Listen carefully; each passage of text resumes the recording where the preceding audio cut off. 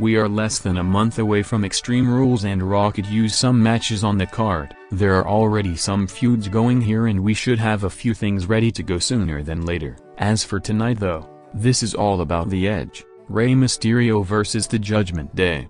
Because this story is still going, let's get to it. Here is Seth Rollins to get things going and the fans seem to approve. Rollins dubs himself the host for the evening and talks about how he is in Riddle's head. Now Riddle wants a rematch, but since Rollins isn't interested, it's time to move on. Rollins hasn't been a champion in far too long, but here is Riddle to start the fight fast. They fight into the crowd with Rollins managing a rake to the eyes and run off. Riddle gives chase but here is Judgment Day to interrupt. Damian Priest says Rhea Ripley and Riddle go way back. They talk about how Riddle has never gotten his chance before and think he would fit in well on the team. Riddle appreciates the offer but passes, earning a threat from Balor. The fight is on and we'll do this after the break. Finn Balor vs. Riddle. Joined in progress with Riddle rolling some gut wrench suplexes and hitting a Briton. Balor starts going after the knee, including pulling it off the middle rope to send Riddle's head into the buckle. The chinlock doesn't last long but Balor neckbreakers him right back down to cut off the comeback. They fight to the apron with the reverse DDT planning Riddle as we take a break. Back with Riddle hitting a release fisherman suplex for a much-needed breather. Riddle sends him outside and hits the kick to Balor's chest, setting up the springboard floating bro onto Balor and Priest. Back in and Priest offers a distraction so Balor can hit the Nightmare on Helm Street. Cue Rey Mysterio to post Priest and fight with him into the crowd so things are even again. A bro to sleep into a German suplex gives Riddle 2 but the floating bro hits knees. Balor misses the coup de grace and Riddle is back with the hanging DDT. Cue Rollins for a distraction, allowing Balor to hit 1916 and the coup de grace for the pin at 13:33. There was some interference, but Riddle needs to win a match of note sometime soon before he falls even further. The good thing is that very well could be at Extreme Rules, as you can all but pencil in Riddle vs. Rollins 2 in some kind of a big violent match. Other than that, Balor is probably heading for a showdown with Edge and that should work well when we finally get there.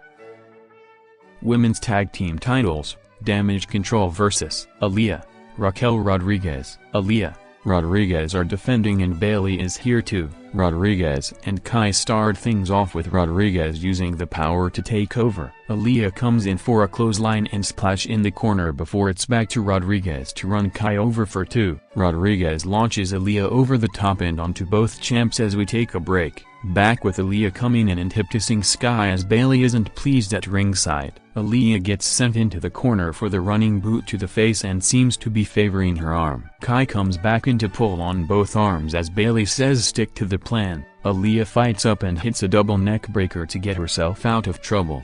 The hot tag brings in Rodriguez to clean house but Aaliyah is right back in. Sky Hurricane ran as Rodriguez outside, leaving Aaliyah to hit a springboard X Factor for 2 on Chi, with Bayley putting their foot on the ropes. Rodriguez goes after Bayley, leaving Sky to moonsault down onto her. The chiropractor finishes Aaliyah for the pin and the titles at 12:09. They more or less telegraphed this ending the second Aaliyah and Rodriguez won the titles in the first place. Rodriguez more or less was the team as Aaliyah can't do much of anything on her own, so getting rid of Rodriguez pretty much guaranteed new champions. Damage Control should have been the champions in the first place but at least we only had to wait for 2 weeks.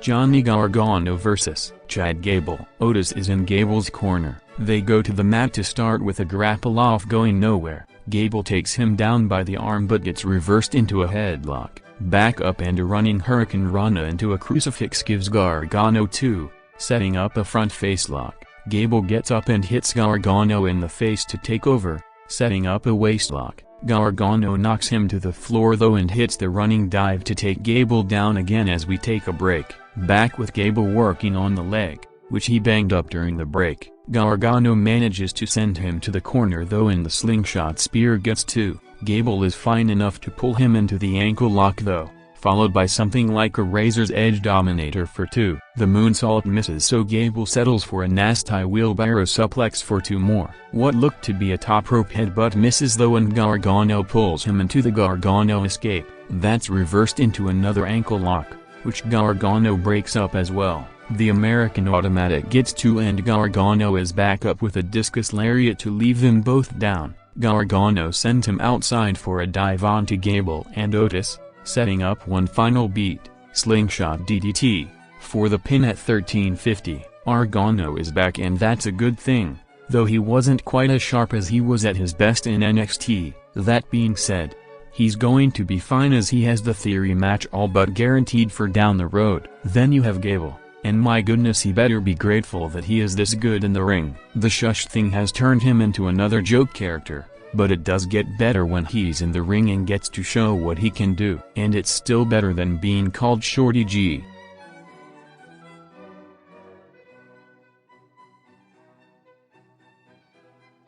Theory is in the ring to ask if he disappointed the fans. Gargano needed someone to show him how this works, but here is Kevin Owens to interrupt. Before Owens can say anything, Theory cuts him off and says he is sick of people interrupting him. He is too good to have this keep happening, and he is going to take over this entire industry. Theory says he has done more in a few months than Owens has done in 5 years, but that's too far for Owens. That doesn't work for Owens, who points out that Theory has had everything handed to him. Sure, Owens' Universal title was handed to him, but that's the only similarity between them, and thank goodness for that. Owens says there have been a lot of guys like Theory to come along, and a lot of them have failed. Then you have people like Owens and Gargano who have come along, and you can count their success on one hand. They are the heart and soul of this business, but people like Theory are the appendix of this business, completely disposable. Owens doesn't see it in Theory but begs him to prove him wrong.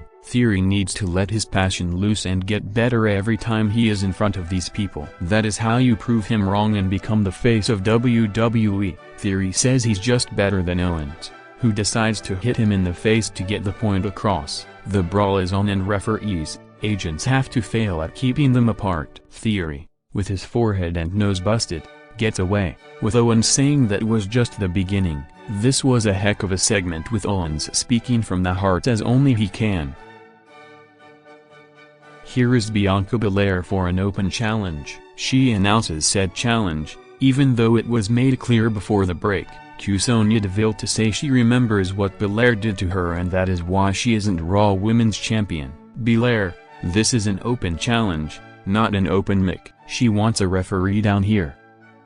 Raw Women's title, Sonya Deville vs. Bianca Belair. Belair is defending. They go with the grappling to start until Deville takes her into the corner and fires off the kicks to the ribs. A clothesline out of the corner gets Belair out of trouble, and a suplex into a handspring moonsault gives her 2. Sonya is sent outside and avoids a moonsault, setting up a heck of a clothesline as we take a break. Back with Deville being sent into the corner, setting up the chin lock. Belair is sent outside and into the announcer's table, setting up another chinlock back inside. A roll-up gives Belair 2, but Sonya is back up with I think a middle rope knee for 2 of her own. Belair powers up and uses the corner to flip out of a dragon sleeper. The Cudge retains the title at 12:07. At least it wasn't a return in Carmella. Belair vs. Bayley is another match that is all but locked in already, so there isn't much of a reason to get worried about Belair possibly losing her title. Bayley should be all but ready to win the thing, as Belair has gotten her 2 big WrestleMania wins and is pretty much set for the rest of her career.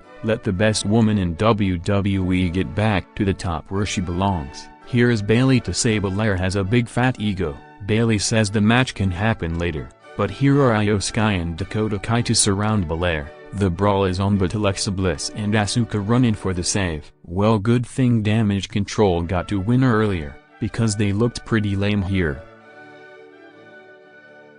Amos vs. Cash Morazi. Ryan Toombs. Graves wants to call them Thing 1 and Thing 2 as the destruction is on. A double shoulder drops them, and something like a Cobra Clutch has Morazi flailing. For some reason Toombs makes the save, so Amos beats them up again. 2 choke slams set up the double pin at 1:38. It's as good as any other way to keep Amos on TV.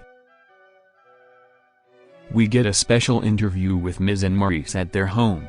With the kids running in for a cameo, Maurice comes in and mocks Miz for being scared about Dexter Lumis, who she guarantees will never be here. With Maurice gone, Miz refuses to talk about Lumis and refuses to talk about what Lumis did to him. Miz and Maurice leave to go to a premiere and Lumis is in their house, where he draws a picture of Miz and Maurice with their daughters. And Lumis is the good guy in this, right?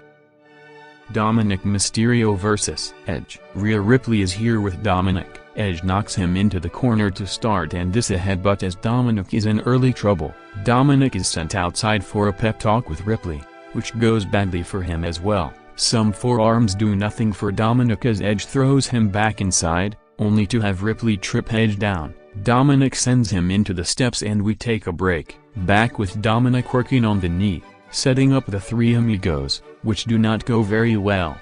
Dominic goes up top, does the Eddie dance, knocks Edge off, and hits the frog splash for 2. Edge sends him shoulder, head first into the post and the comeback is on, including the Edge-o-matic for 2. The spear is loaded up but gets reversed into the half crab. That's broken up and Edge ties him in the ropes and hammers away, only to have Ray run in and cut off the spear attempt. Edge shoves him away, so here is Damian Priest to pull Ray outside. With Ray thrown over the announcer's table, Finn Balor runs in for the DQ at 15:03. This was a rough sit and it made me feel sorry for Dominic all over again. Dominic is far from some colossal disaster in the ring and he can do his moves, well, most of them at least, decently enough.